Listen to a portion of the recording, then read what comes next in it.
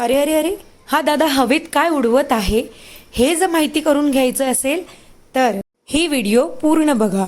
मुंगलेट कधी ऐकलं आहेत का? पापलेट ऐकलंय, पण मुंगलेट म्हणजे काय माहिती नाही ना. तर मुंगलेट म्हणजे अख्खा मूग आणि ग्रीन व्हेजिटेबल पासून बनवला जाणारा हेल्दी पदार्थ. मुंगलेट बनवण्याची पद्धत पण खूप वेगळी आहे, ती आज आपण इथे तुम्हाला दाखवूया. या दादाने बघा मुंगलेटचं बॅटर हे पॅनमध्ये काढलेलं आहे. तर हे पॅनमध्ये बनवलं जातं हा तर वेगळाच प्रश्न तुम्हाला पडला असेल. तर हो, हे पॅनमध्ये बनवलं जातं. जसं गुजरातमध्ये बेसन चिला फेमस आहे, तसं दिल्लीमध्ये हे मुंगलेट फेमस आहे. मुंगलेट खाण्यासाठी सगळ्यात हेल्दी आहे. तुम्हाला तर माहिती आहे प्रोटीन्समध्ये पण मूग ॲड करून खायला सांगतात. पण मूग खाऊन कंटाळा आला असेल तर ही एक युनिक डिश खूप जबरदस्त आहे.